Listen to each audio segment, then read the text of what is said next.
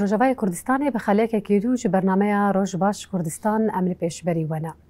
Di nava rojeva xelkê me Rojavayê Kurdistanê de her û her mijara yekrêzî, yekhelwest û yekîtiya Kurdî di nava rojevê de ye. Her kes wê kahanê guftûgo dike. Taybet piştî ku konferansa yekîtî û yekhelwesta Kurdî di Rojavayê Kurdistanê ku hat eldarxistin. Êdî gavên cûr bi cûr piştî wê hatin eldarxistin. Lêberiya çend roja bû ku ji aliya navenda ya Furatê ya Lêkolînê komcivîneke hat eldarxistin. Diriya wê komcivîna hanê de pir mijarên cûr bi cûr di alî yekîtiya Kurdî de hatin nîqaşkirin. Girêdana vê komcivîna hanê bi konferansa yekîtiya Kurdî heta çi astê hebû. Kesayetê ku pejdar bûne çi mijar dan nirxandin, guftûgoyê çawa diriya wê de hatin kirin, gelo di pêşeroja me de wê ev komcivîn û komxebatê ku tên eldarxistin, wê gavên çawa ber bi yekîtiya Kurdî û yekrêziya Kurdî ve biavîjin. Destpêkên mêvanê xwe nas dikin pêre pêre mijarên cûr bi cûr bi rengên cuda bi wan din parvekirin. Ji xwe mêvanê me destpêkê Mamoste Lezgîn İbrahîm lêkolînerê di navenda Firatê ya Lêkolînê de ji bo te dibêjim roj baş. Roj baş bû. Hûn çawan rewşa çi ye? Spas. Gelekî spas dikin. Mêvana me duyemîn jî Nurşan Hesên hevseroka Meclisa Diplomasî ya Bakur û Rojhilatê Sûriyê ji bo we jî dibêjim roj baş. Roj baş. Hûn çawan rewşa çi ye? Serçava. Baş. Gelekî spas dikin. Mêvanê me sêmîn jî Mamoste Faris Othman endamê Bîroya Siyasî di Partiya Demokratî ya pêşveroya Kurdî li Sûriyê ji bo we jî dibêjim roj baş. Spas. Roj baş Kurdistan. Hûn çawan rewşa çi ye? Wallah tmeşî. Spas. Gelekî spas dikin. Mamoste Lezgîn destpêkê em ji we dest pê dikin em wê dipirsin. Komcivîn yan jî komxebata we hat eldarxistin bi rengekî serkeftî bû bi pejdariya hejmareke pir mezin ji partî, ji kesayetên serbixwe, ji saziyên cuda hat eldarxistin. Wekî destpêk hin dijmer bide nirxandin komcivîna we çawa bû bi çi rê û rêbazî amadekarî ji bona wê hate kirin piştdiriya yan jî peştevaniya we ji bona yan jî vexwendina we ji bona partî û kesayetên ku we vexwendin ji bona wan şandine bi çi rê û rêbazî bû destpêkê bi rengekî giştî em wê nas bikin. Carekê din lîsa roj baş bû we û ji bo temaşevana. Yani bi rastî ev hezretiya me ya ku ji vê komxebatek em dar bixin yek jî armancê me jî rewşa Sûrî ku tê de niha derbas dibe yani rewşeke Sûrî ku niha zîde bi lez derbas dibe ye. Em nêrin ku li Şamê gelek bên di alîn cîhanî de di alîn herêmî de di alîn Araba da liv û tevgereke zêde heye gelek pîlan têne çêkirin. Di alî me Kurdî de jî piştî ku wa em ên Kongreya li hevkirina Kurdî çêbû û yekrêziya Kurdî hate li darxistin û tim çavlereyek ku ewşandeya Kurdî ku çê bibe here Şamê li wê dere ew jî nîqaş bikin ew jî heta niha hîn neçiye me dît ku sistbûnek kete di vê rojevê de ji ber jî me dixwast ku em vê komxebatê li dar bixin yek jî ku ev yekrêziya Kurdî di rojevê de bimîne ya dinê jî ku dîsanê ev yeka warê guftûgokirin nîqaşkirin ka rewşê Kurdî bervev kuda diçê ye û yê dinê jî ew mîvanên ku me kom kirine ji hemû aliyan hîcarê me kom kirine tin em bên ji partiyên siyasî ji ber demê ku ew kongreya yekrêzî hat eldarxistin piranî em karin bêjin hemû partiyên Kurdî ew sereketê de hazir bûn ji ber ew pêmanî bûn lê niha me dixwast ku berî efşandeyê Kurdî biçe Şamê nîqaş bike dîsan hinek nêrînên hemû aliyên Kurdî jî û hemû em bên kesên ku bandoriyê wana li rewşên siyasî civakî di Bakur û Cihlatê Sûrî de û taybet di rewşa Kurdî de heye em wana kom bikin ku ew jî nêrînê xwe bidin da ku ewşandeya dizanibê ka gel çi dixwaze ye ka wê berî wan bi ku da bêye ji ber wê jî me hem hemû partiyên siyasî hemû aliyên partiyên siyasî me dawet kirin çi ji enekê bê çi ji peyenekê bê û him jî em ên ya serbixwe me dawet kirin em bên dîsa gelek alîn em bên rewşenbîr rojnemavan yani hemû kesên ku kanibin bandoriyê xwe bin ya jî kanin nêrînên xwe di vî alî da bidin ev ne hemû di vê komxebatê te hate komkirin û di wir da ev rewşe hate nîqaşkirin yani xalên ku di encama Kongreya Yekrêziya Kurdî da ku hatiye dayîn li ser wê hate nîqaşkirin ka الكادر دا ام بين جهن خوي ضعيف ياجي بقوت هي چه گرك سر زيده ببي يا كم ببي نرخاندني اف كسين كوم بونه جبوه چيه اف همو مجار هاتنا نرخاندن و يعني دقول وين نرخاندنه ایدی او پارتین که حاضر بونه جی او کسین بین که تمثیل و یک ریزیا کردی دیگه نریوان او جی دوی داره ده حاضر بون و او جی زانبن که گل چاواد فکری روشن به حریمی بر و کدا چه داخاز گل کرد چیه دمی کو بری افشاندای بچه شامه پیوسته چی بخه بالا خاک دمی کو بچه شامه و چی نقاش بکیه یعنی هنگی مدخواست اماک ناوند فرات ام بالا بکشن سر و یعنی هم بخنا روجه هم حمو کس مشارک بده و یکی دا نیرینی خاطی دا مشارک به و هم جی اف پارتین سیاسی کو بری خواه حاضر بکن هر نشامه او جی زانبن که روش لوی داره قلب چا ده فکر و چه داخازه وانه و چا و یک ریزیه دبینه یعنی و همو هم بین وقت آرمانج سرکه یا ناوند فراته بود. بله يعني ارمانش جدا براستي وتايبت مثلا وخاله كاني صرت زمان كونفرنس هات الدرخص اللي حتى لينها مثلا او لجنه يانجي كوميتنا هاتي افاكرن احتمال بلكي هاتي افاكرن لينا هاتي راك هاندن هر ابدنا روجفا خلكن سوريا وروجفا كردستاني وكرد بقشتي جدا بو هوال نورشان امور جمعه ازوي برسم مثلا هم بخوجي جي كسايتي كو هاتن وخواندن هم بجداري فيكم خباتا هاني بون كم خباتا كيتشاب وكي دسبيك الجورنر ريناوا تايبت مثلا ما مستجاني سر زمان كونفرنس هات الدرخستن دي وسا صار بونك يانجي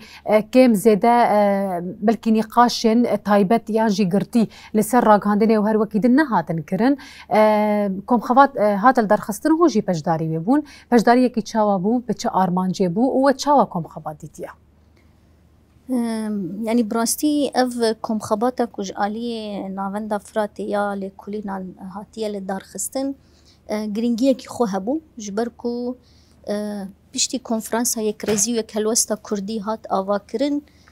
دفيا بوكو بشتي في كونفرانسين هنك گاوين براتيك بين آويتن جبوي ام انجامنامه يا في كونفرانسي چاوا تخن ناف براتيكي ناف جيانا روجانه یا جواکا روجاوا یا جواکا کردی دهندر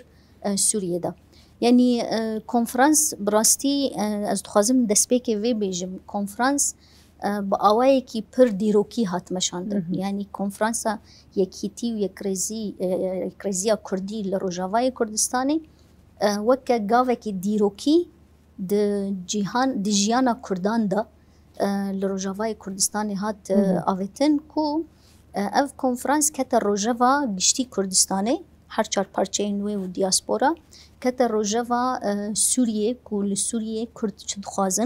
دخوازن بچه هلوسته نزیک ببن و جبوی آواکرنا سوریا نو کرد بچه نیرینی دوی بشدار ببن یعنی بوی آوایی از دویجم کو در روجوا دما جوشکی مزن آواکر و در روجوا جیهانی دا وکه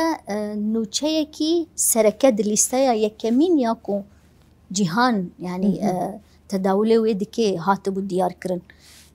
هر کسی مقال نویساند هر کسی نیرینا خدا هر کسی مثلا براستیجی یعنی اف مجار گلک گرینگ دیت جبرکو تایبت یعنی بشداربونا آلین هزین کردستانی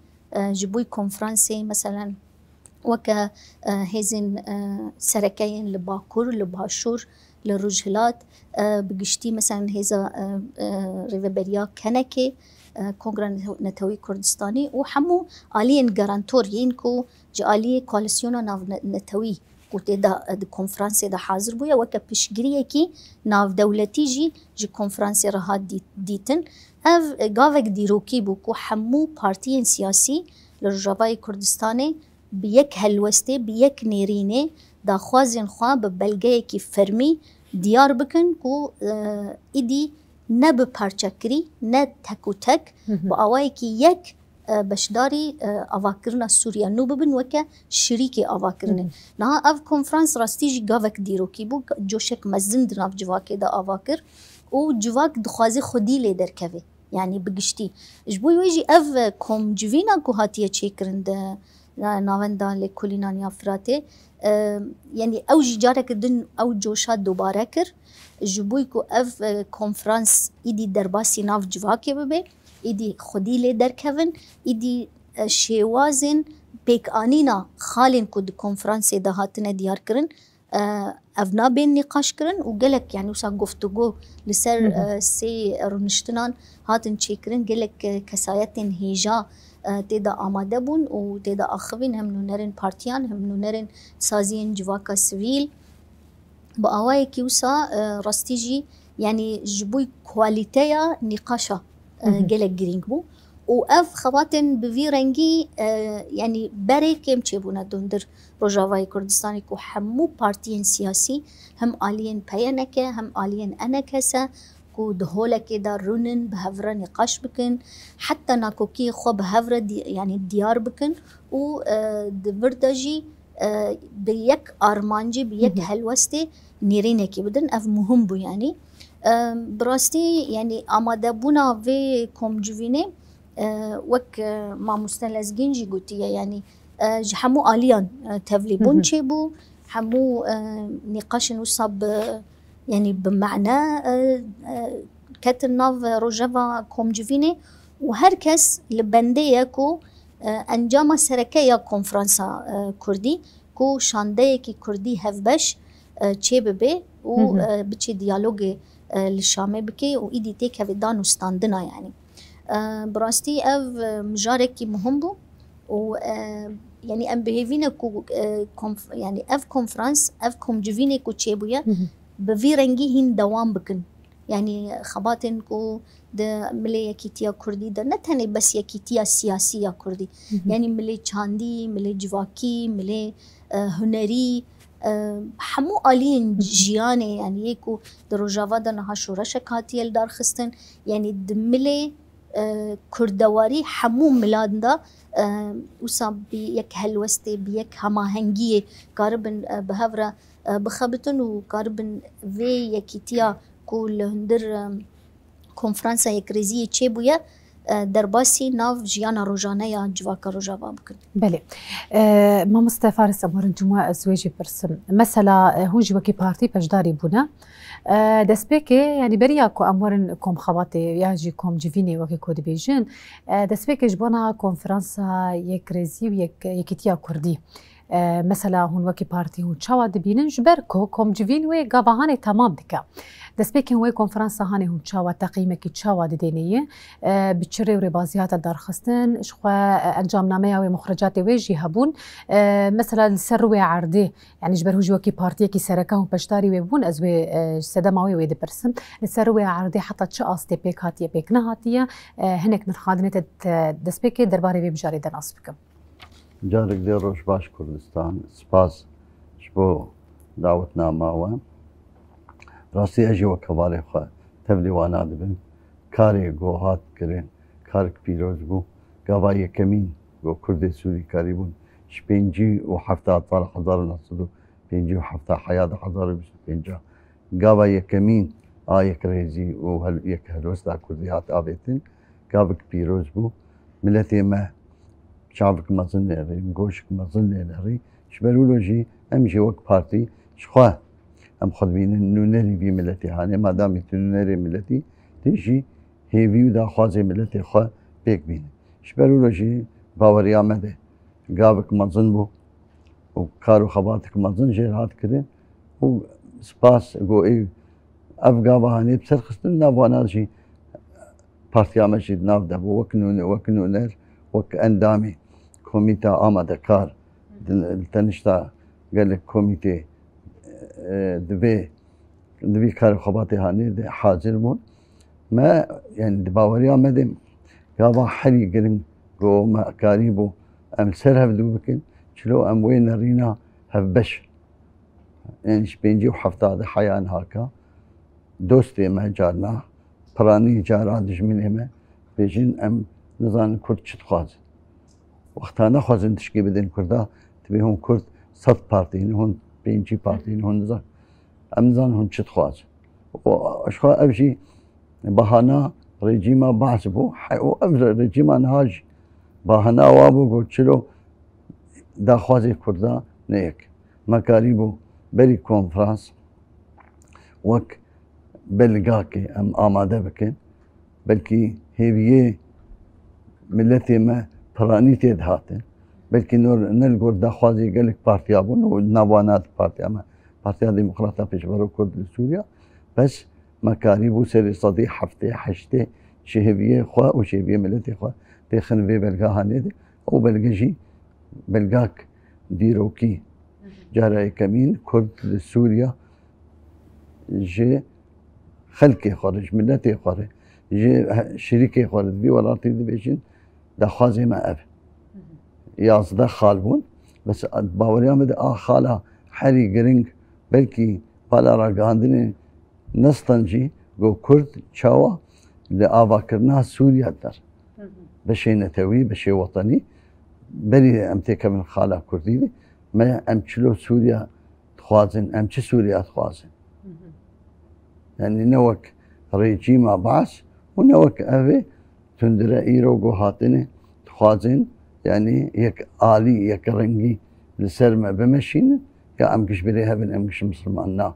أمشلو سوريا تخوازن سوريا كنا نافندي سوريا ديمقراطي سوريا ما في ملتي ويتي ذهبي سوريا شلو تكاربي ليب خدي دركب حيان هاكا ما وكرد يعني تمو دايم دهاتن دور خستنا مدهاتن تهمش كرين جي حمه قابت سورياتين آبتين إيرو أدبجم أمجانوي أصلا بو كسنا ما كاره تي نتوي يا تبي كاتي سوريا دورك أجر سوريا نه أم بخازن آبابي دبي سوريا آملتي سوري سوريا حركة جيخة تيد بيبيني حركة كاربي بربانية تيد بك أستمو دايم از نموناكتين دو وقت بعد سيادة جارنا تيما ما بجوكي دليست شبرقو أمش رجيمي عاجز بون ما ندخل تيما ما بسركب ما دقو تيما رجيمي إيرو أم بينين سوريا ولاتي مي ما دامي ولاتي مي دبي أم قش كارو خباتي بكين شلو أم بي ولاتي بسربخ بلي في كوم جبيني أو جفاتا ديروكي هاتل دار خستين وأدبيجم حمي آلية نتني بارتي جفاكا سيفيل ريسيبيما جن روشنبير قشا رولك مظن ليست جو أم بگین به گاوا معابد و گاوا پیروز بو از پیویمه او گاوا هانه سرکب و سر بی آبا کرد. بله. اما بچه لدوسی خواهد تماشا بکن فاشه ودگرن به هفر مجاره خواه دن يعني مجارين وكي دنجي درباري كوم جيفين يا جي كونفرانسي دن ذكرن بيناري باش خوا دوسياما يا تشيروكن زاروكا جي آماده كان بچه لي تماشا بكن دوباره لو ودگرن.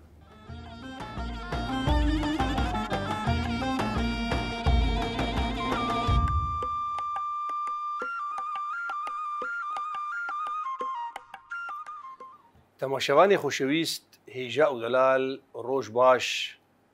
همو کاته و خوش بن و جارک دی ام هیویدارن ام دمک خوش به هفدوره ببورینن به دوسیا چیروک به چیروکک نو به بویر نو تاگو ام تفده سوده جی بگرن و ام بگهین نتیجاک باش جوان سرپیهاتین گلی ما و گلی جیهانی. بله تماشاوان هیجا و دلال ایرو چیروکا ما لسر چیه؟ دبیجین جامرک خودی آجال بو او خودی پز و رز بو او حال و وقتی خوش بو لجمعی همو آجال هبون بگمان پز و دوا و رزنوی هبون چاندنی دکر حال و وقتی خوش بو بزی وی پر بون سوالی پر بون دوی ویجی پر بون او کاروبارا خود کر و وان خودید کر و روژی خواه و جیانا خواه پی درباز دکر بگمان وگو حرتشت داوی جیره هیه جیانا مروفان جی دقده و جیانان حیوانان جانوران آجالان جی دقده دبیجین دوی وی جامری كتبر در حقا يعني دبيجين سكراتا مرنية برخود دا وزحمتي دكشان خوديوي هاد جومي البردلي ويدا قو دذي مني هيجا ودلال تقلك مرتعبية وأسكهدا تجبير ناكم وبيقمان تشغلية وبارين جران ملتذكر وامرية دور دچون ام دچون بازرگانان ام چونو دهاتن دبي قوم باري تقران كربي دبي قو متعدل تكربي دبي قو جار ناجي دبي ايم مابي دبرشي مابي از هيدارم اشتا از اللي بوريني وعفوش تتخوازم هجر مزحمتيك در حقا تذكربي تمعفو بك واز اللي بوريني اشتا تخوازم والله قالكي بمر باقش بو وتقالكي بمر تعبي دذي مني هجاء ودلال از هيفي دارم قوت معفو بك هيفي جي ذكر لي برسوا دذي وشبو دذي وجير قوت قو بخودي باري مقرام بو بخودي ريه مدور بون وبخودي توق هفيجي جارنا تذكر جارنا تنذكر وإيمي مجي جارنا هبو جارنا تنبو ووك خد حسبان أزي فانا قشا حمو أزي تعفو بكم ولي بورين تجمع خستية أزي التفو بورينم لي لا جامرة تشتا حري زحمت والله مسون خوارية استعفو ناكم ولي بورين تنيجي مساليري زلام ما عجيب ماي وشي قدي ما وقتها تخوارنيد وتعبيد ودريه دورد وتلمو بهري وتزعفو كرم افشي اقو تتبي از ليبورين تني واستعفو ناكم قلت زانت شي قلت شي قو حرتش تعفو وزلي بهريم دي تعبا خود برشيبونا خود دريا دور بس لاو آحري زحمت قورش مامي تدافي دو كري از وكوش مرتي قوتن دفا قشتيا هارانا وبعربي جمرت قوت سفينة الصحراء اوانا در حقا مد قلك زحمت بو قوت رشمامي يان حفصارا مي تبدو كري فذكر وكرد بو سرمياني مي او مدمشان مفرد دبر مورد دبر تشخصي وتهيز مرتنا بو ازويا نتعفوتكم وليبورين ابدا جمنا خواز برقود فيات تقلكي قناه كاربو وابدا ازويا نكارم تعفو بكم خديوي قلكي زحمتيك شاند وقلكي غمجين بو وقلكي البرخوكات وشاوا افدذي هجاء ودلال وبلندبوناوي وشخصياوي وهيزاوي وقوتاوي وزحمتياتك شان ما ابدوك هريفتكر والله بيقمان اجي عايلبوم سريخ خوز وخاركر وبرا برخدا وما اسشبكم جرك مولو نكرا لي بلي ولو بو اجا او وقت بيجي حقي كيمانيا خو داني ويدين ام تشو دي اجوي چرو كي دغرن تماشاواني هجا ودلال منه قلكي شرمي وقلكي فدي وقلكي شاشه قو او كس او تشتي بقيمته بنرخ وبهيز وبقوت جو كسين خراب يان كسي كيم يا كسين بقيمت وعم بكشكشين يا ريبرتيا وعم بكن افغايا تشتكي قلكي خرابه وقلكي زحمته دفيتشرو كيد ام نازدكين جو جرك نولوبه ليرو لروجين جيهاني جو ام دبينين جو درباز دبي قلك جيا وقلك ورا ولو دبي لحيف مخابن ام هيفيدارن جو افتشتي ولو تشينبن وامجي سودي جي بقرن وتاولو امجيان داويا فيتشروكي حتى جارك دن ام هدو ببينن هم بمينن خير وخوشيده ام ود خوشيد بهلن بخاطري و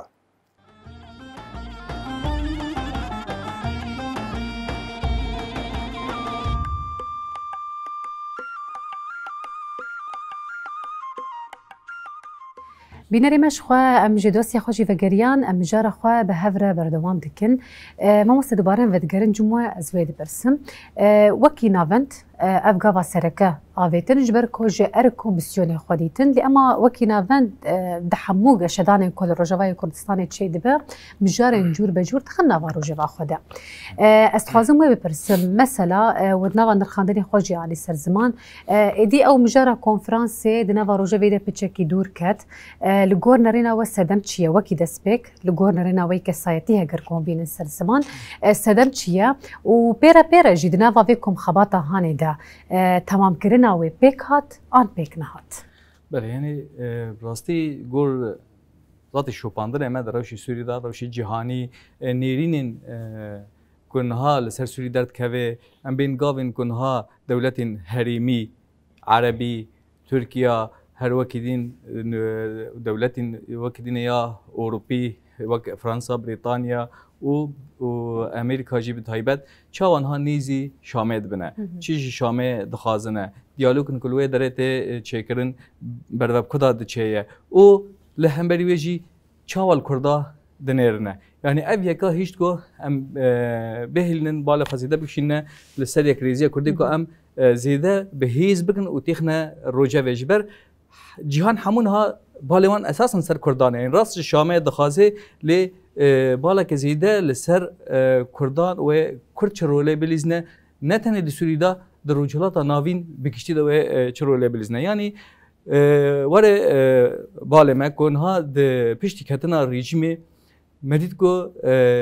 گلک آلین دیپلماسین غربی و امریکی به سر کردا دا زیده دانستاندن بنار چیکرن یک جی ام بیجن وزیر کار در و یا فرانسا به جنرال مظلوم عبدی را به بریز الهام احمد را رونشت یعنی اف بخوا شکل که جی دیپلماسی که اعتراف که سیاسی به و ام بیجن به و سیستم هوا سیستم رهبری خسر یا جی به قصد به عالی سیاسی ده هم هر کس دانن کو ابو 12 13 سال نه کوالسیون ناو نتوی دمی کل و داره شر داعش که تم خد عالین لشکری داد کرد گو عمل و داره نه تنج بو بشگیری لشکریش بو قصد بکن لید عالین سیاسی دا تگاو نویتن او خود دیار نات کرن که نیری نیوان جبو رهبری خسر د عالین سیاسی دا چیه دا جبو کردا د عالین سیاسی دا چیه یک او نات کرن یعنی زیاده ناد خویا کرن جبر که قال لك حساسیت جبو ترکیه هبو جبو هین رژیم نکتبو جبو هبو لپیشتی کتن رژیم امنیرن که اف یک هاتش کاندن یعنی ایدی د عالین سیاسی دا حتی نونرین امریکا جنگا دراکاندنین امریکا دا گوتبو اما هیزین خواه دستوری دا کم بکنه لی اما وگو هیزین سیاسی یعنی اما گرانی ایدی بدنه عالین سیاسی کو امریکا ایدی جبروه و دوارین سیاسی دا دکانه به دستوری دا روله که بلیزی اف یک جدیستانی دریا کرداره دریا رهبری خسره یعنی اف همون نشان داده که هم امریکی هم غربی یعنی همو ایدی دخوازن ده حریم در روله که سیاسی بلیزن دمی که روله که سیاسی بلیزنه پیوست که کرد اوجی لقاسی و هیزه بن قاسی و داخازه بن اوجی هیزه که سیاسی یک امکان بشه یک نیریم بن حتی که افغان بن راست پیشگیری وانا بکن و ذاتی اف کنگره یک ریزیا کردیک مدی چا پیشگیری امریکی و فرانسیش بو هبو یعنی وانجی روله که مزن لیست حتی که اف یک ریزیا حتی چکرن و ام بیجن که حتی یعنی نه تنه یک جاره یک مینه که یک ریزیا کردی چه بیه لی حتی کویدی بشین کردستانی دینه جی او جی رول خاطی هم تیدا حاضر بون یعنی چه حریم کردستانه نونرین حریم کردستانه قاتن تیدا حاضر بون حتی یا شانده دم پارتی هاده تیدا حاضر کرن یعنی او یک باش تخویه کرن ایدی حتی ترکیه او سیستمین کو کردستان داگر کرن ایدی نماد کانن لپیش کردا بگرن نماد کانن کوریا پیش کردا کو بگرن یعنی مدید کو چاوا ایدی اف سینورا کو ایدی اف دولت انداگر کرش بو کردستان ری ایدی نماد کان پیش کردا بگرن جبو دخازن کردی یک ریزیا کردی یعنی اوجی ایدی زانن کو کرد پشتی او قصال شورش نوانا او قاس امین شورشین لشکری سیاسی ایدی روش کنها گهشتنی کیه ایدی فرض دکه کو اوجی ایدی قبول بکن کرد هیزکن کرد اوجی کان ایدی نیرین خو رول خو د روجلات ناوین دا بریزنش برویجی ام نیرن گونها جاوی هر کسی لکردایه جبرویجی نها موگ ناوان دا فراته مدید کو اف یک ریزیا کردی لهمبری او قاس هیوین ام بیجن یاجی نیرین ناونتوی نیرین حریمی نیرین گلی کرد جبو یک ریزیا کردی چه قاس گرینگه مدخواست ام دیسانی بالي زيده بكشنا سر وهم ام قورت بكن يعني اساسا اف كم خبط ماشي دبن في ام بين دروشمه دبن في عنوانه دبكو اف يكريزيا كردي زيده تر قورت ببي جبركنها هين هولدان هنكو في يكي سست بكن ضعيف بخن حتى نها ام بيجن هين شام بخا دبیجی اف دخوازن کردا دخوازه دیسا کردا تامبار بکه کد خوازن سوری پارچه بکن دبن یعنی و گوتنا دخوازن دیسانی کردا جهفده بخن یا جی نیرنی وان نه یک به یا جی نه هیلینن گو کرد به دخوازی یک یا به خورده بچنه شامه و یا دینجی وک پرسه وکو مدید کو ایدی هنکی جدما کنگره دا و حتی نهاجی هنکی دریجبونک چه بو او شاندایا هین نهاتی آوا کرنه نه چیه شامه یعنی گلک فکارین کردا و آلین دین هبو عجب اف یک ریزی عجب نکشته سره عجب چم کردار چه بو چما ناش نه شامه اول هم بری ویجی امدنن کو نرین شامه دا آلین هریمی دا آلین ناف نتوی دا لفو تفگرین وانا گلک چید بنه له هم بری ویجی هنکی ام بین دعالی کردی دا امکان بیشین سستبونک چه بوش بر ویشی متخواست که ام وی که جاره که دینه دار بخن بالا بکشین که نا یک ریزیا کردی همو آلین کردی که تیدا حاضر بون تکیس بکن که هین ام لحفدونه و ام گاوین یک داویجن که دشبو و شانده خواه بهیز بچنه شامه ذات اف یکاجی دیار کردن گفتن و دمی نیز داجی اف شاندایا و بچه شامه یعنی حضرتی که باش جرا هاتی کردنه لینا خزن همانی بچن او د آلین ضعیف بوندی دا هبش برویجی دوردا مدید کو هم گرینگیا و کم خباته هبو هم جی روشین هی یا سوری یا جهانی دهلینه کو ام جارکتین بالا بکشنه سرویه کی بله ماموستا نورشان امور جمعه ازوی برسم مثلا دریه نقاش آلیه دیپلماسی ده هاته فکرن يعني جبركو دري هاتي فكرن ام تخوازن و بردوام بكن مثلا ماموستا جدنا فانر خاندني خود گوت دما کنفرانس هاتل دار خستن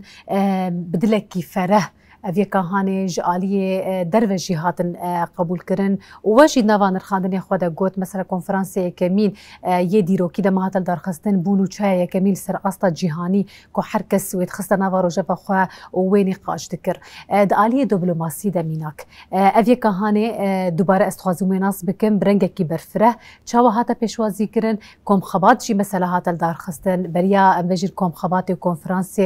کنفرانس جنجی مثلا هاتل درخستن چه روز آوا به چه سر آستا کردستانی سی کنفرانس هاتل درخستن مثلا افغان هانه دالی خوی دیپلماسی ده درین چاول پیشیا گفتگوی هاتن فکرن چاوا هات پیشوازی کرن بیشتر دالی شاندیان دیان جد دالی دروده گلو پیشگیری کی چاوا هر بدوی کهانی اموی جواناس بکن يعني براستي اف انجامنامه کنفرانسی تدی مگوتو يعني انجامنامه یا هری سرکه کو شانده یک درکوی یکی هفبش کو بچه دیالوگی لگل شامی بکی نها ارکاوی شانده نتنی دیالوگی لگل شامی بکی لگل حکومتا دمکی یا نها هاتیا آوا کرن نوسایه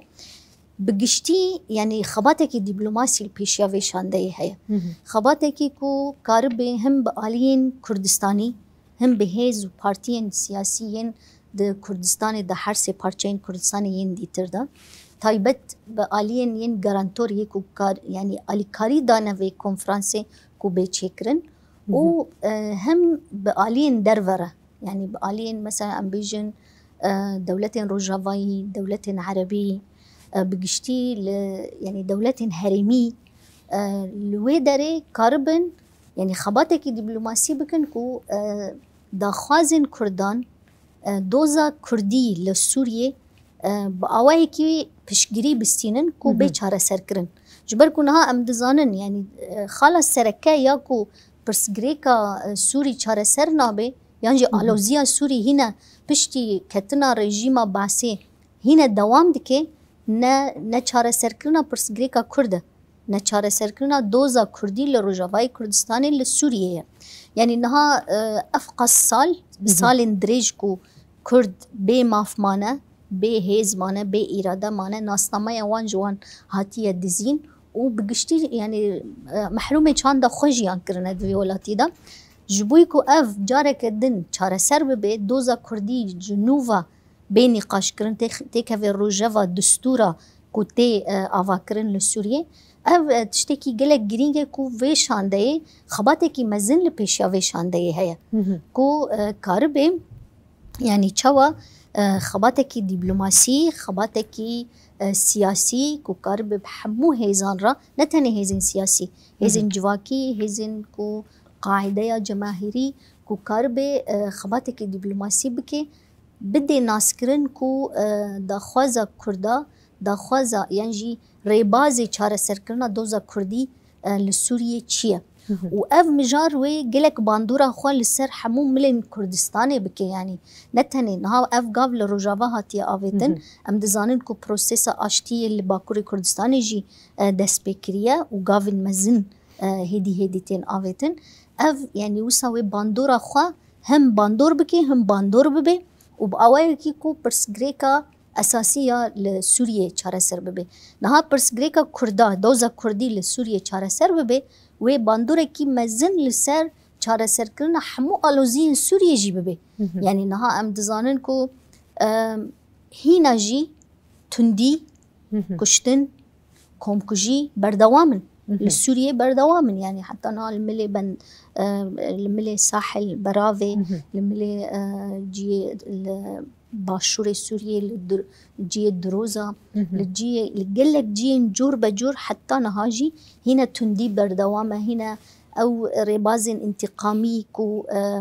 بقشتي وحشيتكي مزن تيما شاندن وأفجد بالناوي كو هنا أف كاوسا كو سوريا دا هنا نهاتيا كنترول كرن مثلا قالك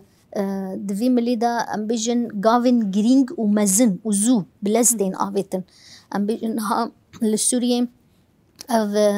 عقوبات لسر سوريا هاتن راكرن بشتيوي وي تشببي ملي ابوريدا غهرتن تشببي ملي سياسي دا قلك غافين مزن وبين آفيتن نهار راغهاندنا دستوري هاتيا تشيكرنا نقاش تيكرن كو برلمانك سوريا يعني مجلس قاليا سوريا بي آفاكرن اف حموج آلية هتا شفتي تشيكرن حكومتا دمكي لسر آلية هتا شمايتن يك آلي نشان ددي اري بناوي كو بيكاتين سوري تبلد كي لبالي بيكاتين سوري حموجي نرازينه جوي حكومتا هيا كل لسر كاره و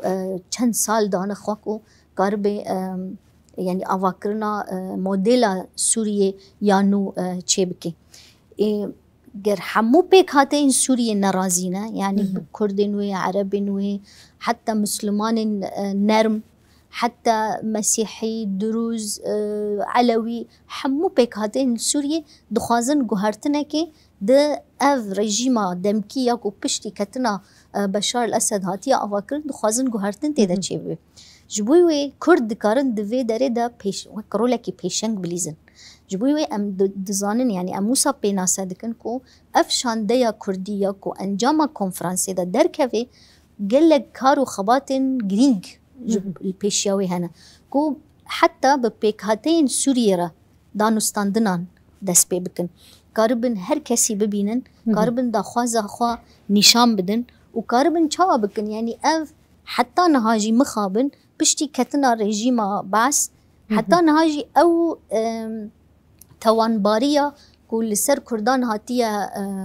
تثبيت كرن وسا بأوي كي هر دبيجن كرد پارچه کرنا سوریه دخوازن هر انفصالینا ام دزانن کو دوی مجارا کنفرانسی دا یک جاری جی بحثا پارچه کرنا سوریه نهات کرن يعني بلغه کنفرانسی فرمی هيا کو دراغاندن دا جهات دیار کرن یک جاری د بلغه کنفرانسی دا آليين سياسيين كردي جواكا سيفيل هر جار يعني تحمو ديروكا شورشا روجاواي كردستاني دا بيك جاري نه يك داخوياني جي نهاتيه داين كو ام پرچكرنا سوريا دخوازن ام دخوازن دولتك آوا بكن ام دخوازن با آواي كي وسا هريمك كردي آوا بكن تشتكي وسا ما نخواستيه داخوازا مج في مستره داخوازا ما چيه كو ام كاربن سيستمك ديمقراطيك نناوندي پر آلي لسوريا آوا بكن ام جي ببن شريكي آوا كرنا سوريا وك كرد و ام يعني فيجي قلق جرينجك و ام وی مجاری ریوبریا خسریا هاتی آوکرن اف 14 سالن ریوبریا خسریا دموکراتیک و همو آلین یعنی باکور رجلات سوری ده نه تنی لروجاوا باکور رجلات سوری ده سیستم که هاتی آوکرن و هیزا سوریه دموکراتیک هیا همو سازین که هاتن آوکرن دوی ورن پاراستن دوی چارچوبه ده اف چارچوبه فره دوزا کردی جی دوی مجاری ده بیچاره سر کرن یکیتیا کردا تی واتیا کو افغاوا یکمین جبوی خردکرنا یکیتیا پیکاته این سوریه جبر کو براستیجی یعنی اف ما جیان کریه و مثلا پیکاته این دن گلک جاراج مرا گوتنه اگر کرد ده هلوستین خوی سیاسی داخوازن خوده ببین یک اوی باندوره کی ارینی لسر داخوازن پیکاتین سوری بکن جبوی وی خباته کی مزن جرا لازمه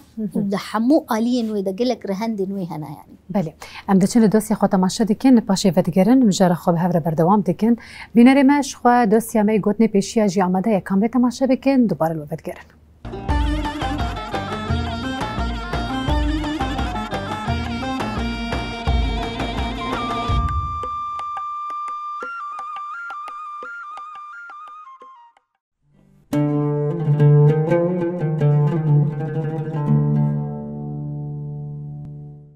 گوتنین پیشیان مدو دوسیا خوده دو گوتنین پیشیان یه باو کالان جوارا آماده کریه هرس دی چاورش دبه هرس دی چه رو رش دبه بیگومان گاوا کو هرسا مروف را دبه جاوی مروف رش دبن و مروف تو کسی پیشاوان نابینه وی دمی مروف دبه کو چوتیه بکه لگاوا هرس جی مروف دی چه باندورا چوتیا کو مروف کری جی مروف را وکا پوشمانیه تی خویا کرن حبس میرایا قید خرخارا شیرایا شک نینه کو دجمنی میرخاسان به تنی وان بکاره بحبس زندان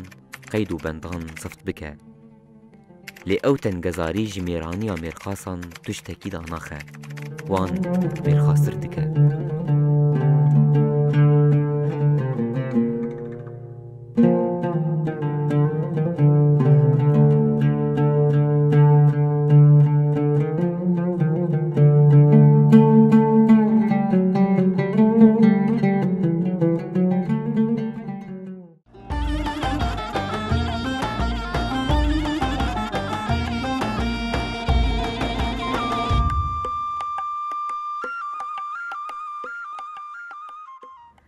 بینری ما ام جدوسیا خوشی وگریان ام جار خوا بمیوان خواره بردوام دکن ما مستزورم جمعه ازوی برسم دویکم خباتا هانی دا وکی پارتی و هلوستا خوچاوا نشان دا موقفی و تایبت دا آلیه بیجن یکیتیا کردی چاوابو بگومان بریا ویجید کنفرانسی دا و هلوستا خوا نشان دایه لیدکم خباتی دا گلو نرینکی وی جدا هبو نبو دا آلی تایبتا بیجن کو کرد ایدی ببنیک پارچابون نبا مثلا تبخوشی نوان نرخاندنی خود گوت دجمن حرتم وتم حنجتاوي أذكو جالك بارتينا حريك نرينك جدايا حريك دنجك جدا جدر تكفى حرتم حنجتاوي أذا لإدي جافن كو نهاتين آفتن جبوكو أذ هنجتي هاني جي إدي ريل بشياي ورقرتن موقفي وتشبو هالوستا وتشبو قالوا نرينك وي جدا جي هيانا إيش كلام بك جارك ده خاتم سر قوتنا ما مستند شان زي دبكم يعني أم كرد وكملتي كرد سوريا دي ام خديه سوريا ام بيشنج آزاديين سوريا دي از بينم بيرا تماشوانتا دما فرنسي هاتن سوريا يكمين دجي فرنسيا وقدا غير كرسكيني كرد بون يوسف العظمة وك وزير برافاني شو كوكا خوا كرد بو شو جو برا خلق نبيجين فرنسي درباسي سوريا دبن بيكس تجي وابسكن وجنرال غوروجي يعني قاف قديروكي دافيجي وقتها جي ما يسالوني بري خددي سلقورا صلاح الدين الايوبي جير بيراب جارك دماتن شكر دار ديش وجارك ديجي في شكا هي كمين ديجي فرنسيا هات تقاندن محوئي بوشاشو ل هرما عفريني وكرد كردا برافاني بربي ولاتي تكريه يكمين شورش ل بيان دوري صالح حضار ونحصدو بيستو السير رابو بالا خو بدي يكمين كوم جفينا دستوري بسربتيا إبراهيم هنانو بو يكمين سروكي سوريا يقو 4 سالا سوريا دست لا دار دست ويدا بو وك سروكك ديمقراط محمد علي العابد بو كرد بو روجا خلاص بو مالا خوشي دياري دا اف حكومتها السوري اف جه حكومتها السوري مالا يكي كرد وتي دشي سر يعني برساتهم يعني اما وقت بارتي باوريان مدى يعني شخو ام وقت بارتي ما دست بفيكم جبينا ما زنكر لإجا ام نما مان وقت بارتي سر بخوا دفي كونفرانسي دي ام وقت بارتي بلكي مكاريبو ام قاف كيبا بجن چلو ام نيزيكي هبدو بمن وقت بقرات سياسي كردي بس التنشتا مجي وقت برين هاكا مقود شركة مهب دي ناف ملتي كردي يعني شعب ديري ما ظنش خو ملت بو قلت له فشارك ما ظن ذكر قو الا مدفي كرد ببنيك تنشتا وانا جفاكا سفيد بو رئيس بي ام بون جن بون قشاجي هول دا قو ببنيك وام مجبور بون قو مي قافا ما ظن بابجي بشتي قافا ما ظن بابجي ايجاد باوريا مدى ام كاربن چلو تشتي قو هاتي وك انجامي بي كونفرنسي ام بيك بين ام چلو با انجاما بيك بينن قو حاليك ام كاربن جاريه خد جوي از ديا حزبايتي داك ايرو مجار بوي مجارة كردتيه اب مجارة كردتيه دفي سر مجارة بارتيا دبي و امشي وقت بارتيا بيشهرو براستي جن تما شافان تباش دران ما دس بيكر روجا ريجيم كت ما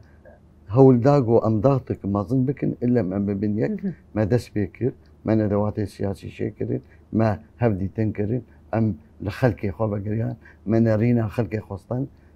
قش هاجي شيرتها ما ظن المذكر كو دفي دبون ببنيك والباوريان بدي كل دفي ازمونه هاني سركت بله قافا بدودي ام تشبكن او قافا او سؤالك مصدر شلو تكاري مخرجات انجام نامي في كونفرنسي تبيك بين دي كوم جفينا مركزها فراتي الدار خست باوريان بدي كوم جفينك سركفتي بو كاريبو بارتيز سياسي جارة يكمين بين الجم هفدو رونين ام الهفدو قهداري بكن ام حردو آلي ام الملات قهداري بكن ام ملات شت خواز ملتي ما تشكي جمعنا خواز تف افقاصا استنجيتين بيشياوينا تف ضغطين لدبن تف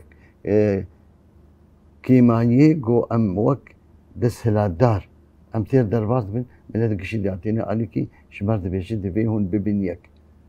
كافا بدويك تيه باوريان بدي قلكي مازن يعني كافا تهار جور نقافك مازن مازن تشلو الجور بمين بله وإيروجي أم تشون الجور إيروجي مجملات إخوار ما قش على السور داي دي كونفرانسي دي ودويكم جبيني دي جو أمي في كتير بباريس جبرولوجي يعني مسؤولي كمظن سر ما قشة روشن بير جواكا سفيد سياسة مدار تشلو أمكارين في كتير خو بباريسين ودباوري أمدي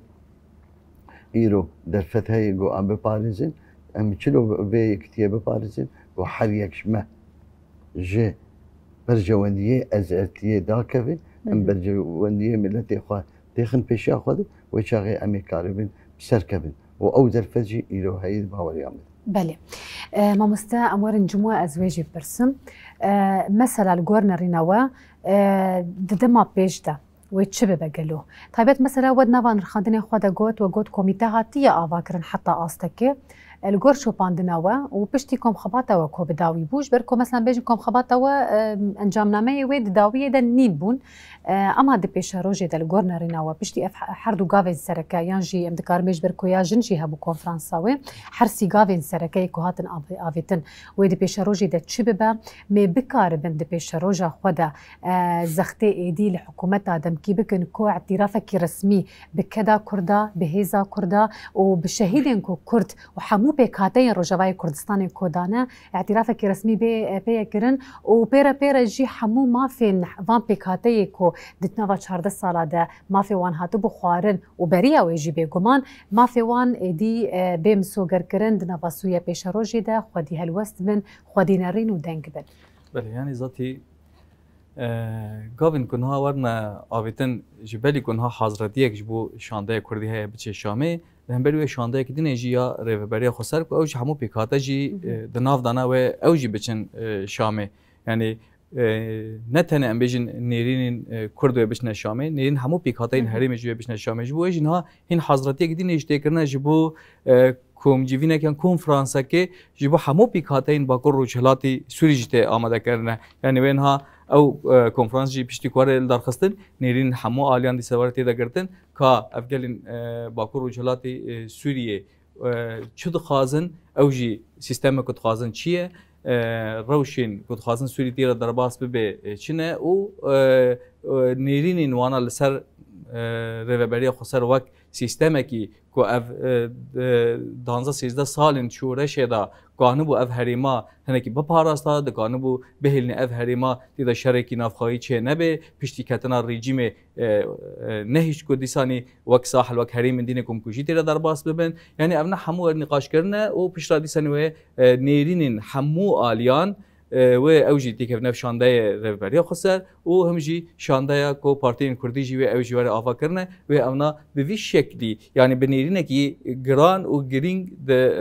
حریمه که برفره دا و ببن شامه جی به وی شکلی یعنی دمن کو نیرین کردی ببن یک نیرین امن پیکاتین با کو روجلاتی سوری جی اوجی ببن یک داخازن وانا جبو سیستم امن ناوندی اوجی همو کو ببن یک هل تو زختک لشامه ببیه لکسین کو پیشگیریا شامه کنه ببیه تا کو مجبور ببین اوجی کانبن واد خازنه بر چاور درباس بکن و نقاش بکن و همجی اف ایدی اف کرد و باکور رجالات سوری ببنه هیزه که سرکه کانبن دستور سوری ندا اوجی رولک بلیزن یعنی ظنها حکومتنا دمکیه اف حکومتها هل حتى بشكل نمینه سیستما نوره چیکرن پیوسته نیرین همو آلیان تی دواره گرتن و او بخواجی شریک بنجبو نفساندن دستوری نه یعنی نه دیسانی که شام تنه و همه دستوری که دینه الحمیه فرض بکه یا جی سیستم که تنه دینه الحمیه فرض بکه او ایدی نما دمی که به وی شانده که به وی شکلی گرینگ هری هلبتی انجامن باشیتی بستینیه یه دینجی که گور نیرین ما یعنی ام بین وقت نواند فراته که ام هنک روشید شوپینن اف روشن كنها شام تيرا درباست بيه يعني تفيكو ام بيجن نها دولة جهاني بتهيبت امريكا ام بين هناك عقوبات سرا كرن هناك ام بيجن ريل بيشوي فاتكي ام بيجن هناك دالين دولتنا العربية بتهيبت جي سعودي جي ريل بيشوي فاتكي بهم عقوبات سرا كن كا ام شانسا كبيدن كابنه چاوا بکیه شام جانا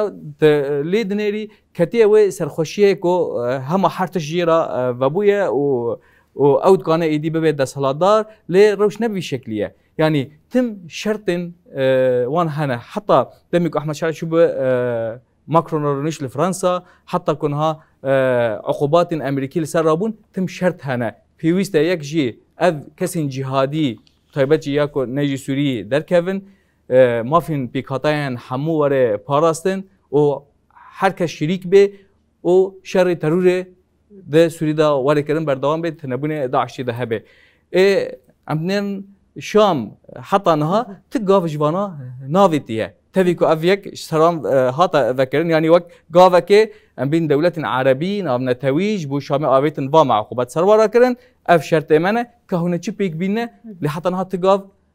ناویتنه نها پشتی که ام بین اول شانده این کردی یا شانده این با کروجلات سوری که بچن بوان را رونن ده انجام وی داوی اوجی دیسانی یک قافه که زخت بیل سر شامه هگر قبول نکن و یکی هلبدوی عالین بین عربی و ناونتوی و غربی و اوجی و زانب نکا شام راست بر و سوریه که نو وارد چه راست دخوازه و شرطانا پیک بینه آنجی دخوازه به دستهلاتدار که نو کو همو پیکاتای اندیسانی وک سیستم رژیمتی خب بندسته خو نه هلنه کو کس حرکت بکه یعنی اویکا گیش کی خویاد که گو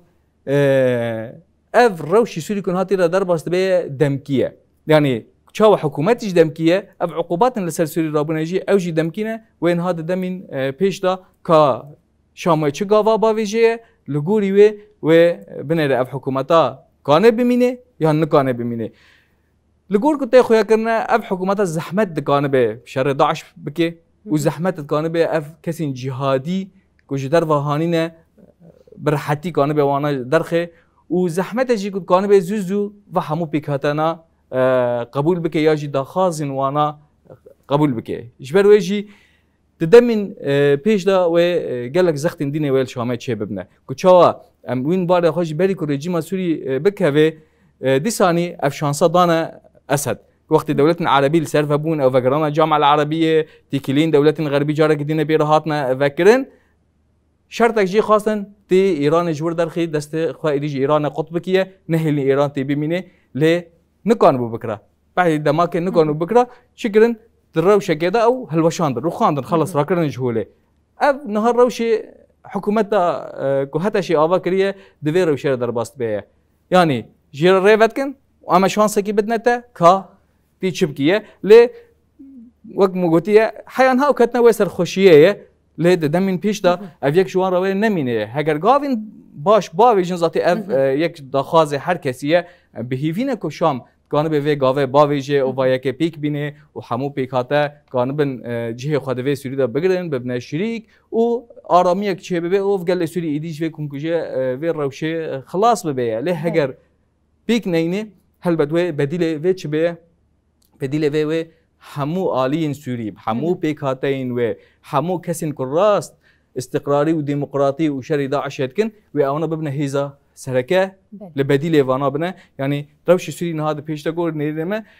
د امي سيناريوهات خوهنا يك جي شام راست كان به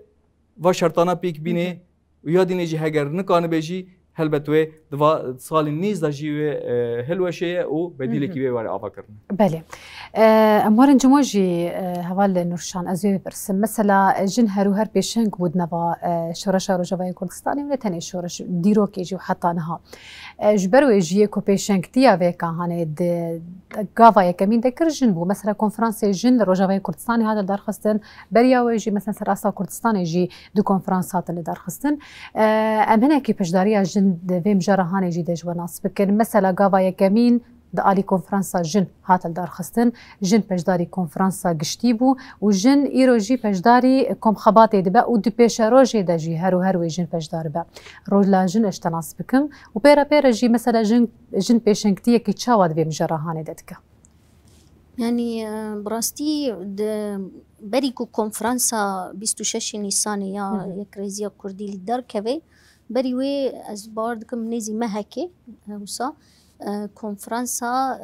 نتوي لروجافا يا جن هات لدار خستن يعني كونفرنسا كي براستي قلك سركفتي بو حمو آلين جن ين ريخستنين يعني ريخستنو تفجر جن كل روجافا كردستاني تدا آماده بون سازين جواكا سيفيلين جن تدا آماده بون سازين كل دجي تنديا لسر جن دخبتن تدا آماده بون و جنين كود سازين ريفبريا خسر و سازين جواكي دا جي دقرن هنن سر بخوا جنين هنرمند روشنبير بفي اواي يعني حمون نرن جواكي وصا تقريبا سيست حيا سيسدو بينجي دلقا تفلي كونفرانسي بو دي كونفرانسي دا قالك مجارن جرينج هذا النقاش كرن يعني نقاش سركيا للكونفرانسي هات نقاش كرنكو جن هم پیشنگتی جی یکریزیا کردی را بکه هم جی با آوائی که اکتیو بشداری کنفرانسا یکریزیا کردی یا گشتی ببه و او بریارین که ده کنفرانسا جن ده هاتنه گرتن پیک هاتن یعنی با آوائی که اکتیو جنان بشدار بون ده یکریزیا ده کنفرانسا یکریزیا کردی دا یعنی نکیمی هجمار وان یعنی جی ریجه یا بشداری وان نکیمی سدي بينجيبو يعني مصاب في أواي خرط بشدار بون و نيرين نخوغوتن ام دزانن كو بلغيا كردي يا د كونفرانس ده هاتيا نقاش كرن تێدا خاڵێن سەرەکەیین ji بووی mafê jinan pêşengtiya jinan ji bûî avakirina sîstema Sûrî û ji bûî çareseriya doza Kurdî yanî diyar bûn di konferansê de ev mijar diyar bûn. Yekemîn yanî li gorî mafên jinan yên di nav mîsaqên navdewletî de hatine gotin ew di Sûriyê de bên pejirandin. Yani wek meselan ittifaqiya Sîdaw ya ku ji bû jinan gelek mijarên yani mafên jinan yên li gorî qanûnên navdewletî bên parastin ji ber ku em dizanin niha hikûmeta tê avakirin û elana distûrî ya ku hatiye çêkirin yani bi awayekî pir pasîv li mijara jinan tê mêzandin ku jin niha di hikûmeta heyî de tenê jinek cê xwe digire di nav hikûmetê de di nav yani wezareta da. Bi vî awayî yani ev qas keda ku jin daye jin li hember Daeş sekiniye di şexsê hêzên parastina yekîneyên parastina jin ye pejê keda ku jinan êşa ku kişandiye di nava şoreşa Sûrî de yani qurbaniya yekemîn ku di şoreşê de ev qas hem komkujî hem bi awayekî koçberî hem di hundir şoreşa Sûrî de gelek êş kişandiye ku bûye qurbanî di vir de mafê jinan di hikûmeta demkî ya niha da nehatiye parastin di elana distûrî de nehatiye gotin yani pir bi awayekî wisa normal wek çawa jin nîne di vî welatî de bi vî awayî hatiye diyar kirin. Dema ku hatiye gotin jî wisa pir bi awayekî yani seransera hatiye nîşandan. Lêbelê di vê di konferansa Yekrêziyê de xalekî esasî mesela heştê adarê bibe roja jinan ya cîhanê di Sûrî de were pejirandin heta niha mixabin Sûrî ev roj wisa nas nekiriye mesela. Wekî din tedî li kêlekî wê 21 adarê weke roja Newrozê bê diyar kirin roja dayîkê bê guhertin ji ber ku roja dayîkê em dizanin bi awayekî siyasî xistibûn roja 21 adarê ku Newroz neyê pîroz kirin roja dayîka were guhertin. Mesela gorî qanûnên navdewletiyê ku tên naskirin di 13 erê Gulanê de tê pîroz kirin. Yani ev mijar rastî jî hem sembolîk in hem jî gelek wateyên xwe yê mezin hene ku karibin jin pêşengtiyê bike û em dizanin ku nimûneya modela Bakur û Jilatê Sûriyeyê rêveberiya Xweser ku hatiye avakirin ev nimûneyekî di dunyayê de gelek bala dunyayê kişandiye ku pêşengtiya jin di hemû waran de warê siyasî warê leşkerî dîplomasî civakî di pêşketina ku rêjeya beşdarbûna jin di avakirina sîstemê de wek şoreşa Rojava şoreşa jinê tê naskirin. Vêca ev model ku ev qas salin 14 salin tê avakirin dikeve sala xwe yê pazdemîn îdî bibe wek modelekî pêşketî ji bo Sûriyê tevahî ji ber ku em dizanin niha piştî berî ketina rejîmê jî û piştî ketina rejîmê jî em yani gelek tehalûfatên jinan di Sûriyê de hatine avakirin û hem li ser asta rojhilata navîn hatine avakirin. Yani mesela berî vê çend roja koalîsyona neda ya li ser asta rojhilata navîn û Bakurê Efrîqa hat avakirin ku jin ji hemû welatan ji 24 welatan ez bawer dikim beşdar bûn û koalîsyonekî xwe avakirin. Ev gavin dîrokî ne tu carî di rojhilata navîn de nehatine avêtin di vê aloziyê de di vê yani serdema ku em jiyan dikin ku tu du kesa bînê gel hev belkî zehmet bê tu du kesa wisa di milên îdeolojîk de cudayî hevdû bin tikaribê di milekî ku armanc yek ava bike û bînê gel hev koalîsyonekî ragihînê rastî jî pir zehmet e ama kedekî mezin tê dayîn ji aliyê rêxistinên jinan de ku vê xebatê dikin. Ji bo wê jî yani ev qas milê cîhanî milê rojhilata navîn de gavin sereke ji aliyê jinên Rojavayê Kurdistanê de hatine avakirin. Lêbelê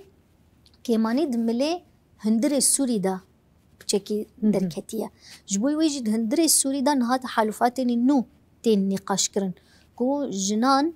taybet li milê ku niha êş tê kişandin tundî heye komkujî hene taybet li milê براوي ولملي سويدا واندرا راستيجي دا خوازا جنان هيا خو بگهينن جنن لباكور رجلات السورية دا سيستما ريفا بريا خوصر دا خبري خستن كرنا خو بگهينن وان دا خواز يعني السيستما وان ناس بكن وان وكا بيشنش خورا ببينن تجربة وان فايدة بگرن تجربة بهفرا بارفا بكن يعني تجربة وان جي هنا جبويكو خبري خستن بكن يعني تجربة بهفرا بارفا بكن وكاربن د سوریا نو دا بشداربونا جنان وکا مودیلکی پرنگی پرآلی و دموقراتیک و نناوندی به آواکرن او يعني باركي سركه لسر ملي جنان دردكوي يعني مثلا ام دزانن دسبيكا آواكرنا سوريا دا نها بلكي دنگي وينينا بس اوفيسا جنان هات آواكرن اوفيسا جنان يكمين گوتن دركت لسر راگهاندنه گوت ام جن دوی ام المال رونن ام بيولوجيا ما جدايا نظام چيه تشتكي وسا پر عجيب قلت لقوري يعني إسلام سياسي أساس بفي شكلي جنان بريخستن دكي بفي أوي وبشرجي دنك هات سكنان دنج بركو حتى أوجي رول ندان جنان يعني حتى شيء بفي أوي جبوي تي خواستن كو جنين باكور جلاتي سورية جنين روجافاي كردستاني پیشنگتیه بکن هم د دوزا کردی دا هم د یکرزیا کردی دا هم جی د آواکرنا سوریا نو دا بله ام دچن دوستی خو تماشا دکن و دگرن اخفناوی داوی به هفر گداری دکن بینر مش خو دوستی می چاند جی آماده کام بچن لویجی تماشا بکن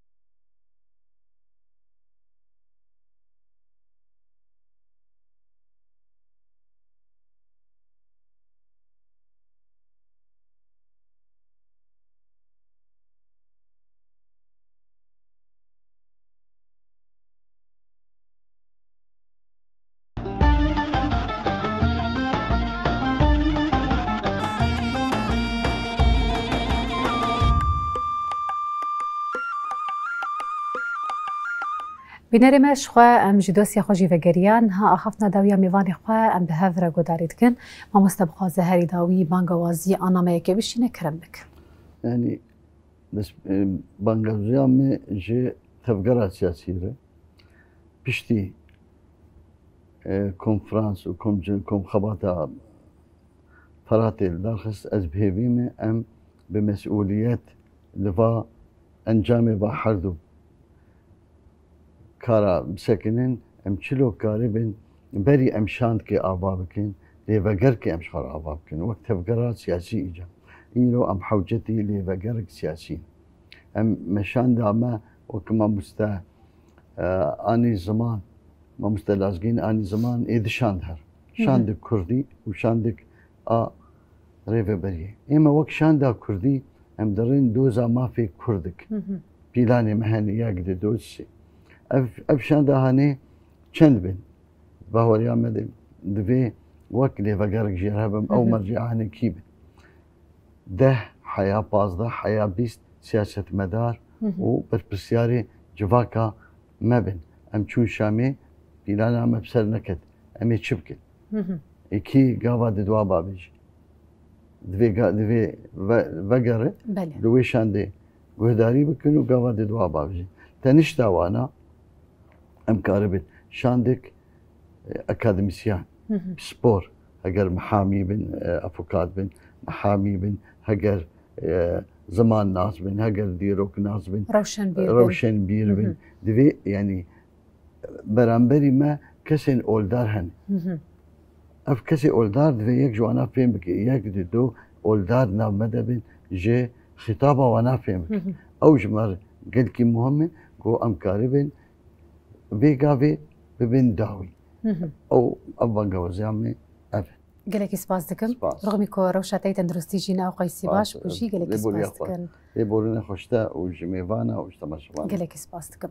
هفال نورشام خوازه هري داوي تجي نامه كبشينا دا اخافنا خوي داوي دكرم بك يعني براستي ام نهاد مرحله كي ديرو كي دا جيان دكن يعني ام دكارن بيجن اف سالا كل بيشيا ميا تقاسي ام غاف بافيجن تقاسي ملي دبلوماسي ملي سياسي ملي وصدان وستاندن بهر كسي ام تقاسي غاف بافيجن او قسوي چارنو سما بلكي جبوي 7 سال بيشيا مدى ديار بكي جبوي في برپرسيارتيه في مسؤوليتي دي ام تاف بگرن بانگوازيا من هري زيدا جهيزن كردستانيين كرد دسبيكي دا چاوا بونه گارانتور جبوي اف يكيتيا و يكريزيا كردي لروجاواي كردستاني بي آوا کرن اف پشگريا خو دوام بكن بحمو هيزا خواه پیلانا کو هاتیه دانین استراتژیا کو هاتیه نشاندان با آوایی که گاف بگاف پشگیری بکن هیزا خو بکن یک و بانگوازی ما جهیزن دروجی هیا یعنی این جیهانی کو کاربن راستی جی هم ریوبریا خسر هم دوزا کردیا لسوریه چه قاسی پشگیر بکن او قاسی وی گارانتی ببه کو سوریه که نناوندی دموکراتیک پررنگی به آواکرن کو اف آلوزیا ارتدا رابه و استقرارک به جیان کرن جبر کو ام دزانن نها مدل ریوبریا خسر کو هاتیا آواکرن یعنی وکلیتا چارسریا آلوزیا سوریه هر کس وی دبینه پشگیری جی گلک هیا پشگیری آلی جیهانی دا جی راستی جی هیا جبوی وی ام وی پشگیری چقاسی کاربن بکار بینن و ام کاربن تخن ناف گاوین پراتیک دا او قاس وی کاربه پرسکری که هایی چاره سر ببه و استقرارک به جیان کرن بانگوازی مجی به وی رنگیه. بله گلک سپاس کلو پشداریاتا گلک سپاس ما مستوجب خوازن هری داوی بانگوازی نامه که بشینی کرم بکن. بله یعنی راسته امکان بیشن نها روشن سوری و رجلات ناوین همو در روشه که ایدی دیروکی را در باست به یعنی رسم و نقشه‌ای 100 سال پیش داده خیز کرنه دوی روشه دا باش تخویا کرنه که ایدی کرد اوجی بونه هیزکه که قانون اوجی رولکه دیدا بلیزن اف هیزاجی پیوستی خواه به خورد کرنا یک بونا کردی هیا خورد بونا لحف کرنا که کردی هیا خورد بونا که همو آلین کردی ایدی دیگه بن فرقه اف روشن گل کی حساس و دیروکی کنها روشی را در باست بیه هگر دکانه بن و هیزین خواه بکن یک کانه بن یک بونا خواه خورد بکن و نیرین خواه فرض بکن و 100 سال پیش مده و 100 سال آزادیا گل کرد بیه له هگر و یک نکال من پیک ببین مخابن یعنی گلک خطری دیسال سر کرده هنه که 100 سال ادین ایجی دیسانی دبن داگر کریارا و دبن کم کجیارا در باس ببین جبروی جی بانگه ما جی آلین سیاسی او جراغ هاندن این کردی دوا دمین نهای دیروکی دا گو خطاب حمیا به یک پیشگیری حموج یک ریزیا کردی را هبه گو هر کس ایدی دفاع روش النهضه چن اكوكين برين هنا دين عاليه كي دفاع روش النهضه دكانبن يكريزيا كردي زيادتر خورد بكن و كانبن ايدي كردا دفاع مرحلين كون هاتي دربسي بر مرحله که کراست آزادی کردان و آزادی همو پیکاتین حریم تیر درباس ببین. بله، گلک سپاس دکن. سپاس دکم دوباره جو پش داریا و ساعت خوش بش بو همو نرخاندن و آخافتنین و. گلک سپاس دکن. بیناری ما سپاسیا ود کن کوب خوشی حتی وکریه هان المتا مشکر دوباره جبنا ود بیجن روش باش و هر شاد و بختوار.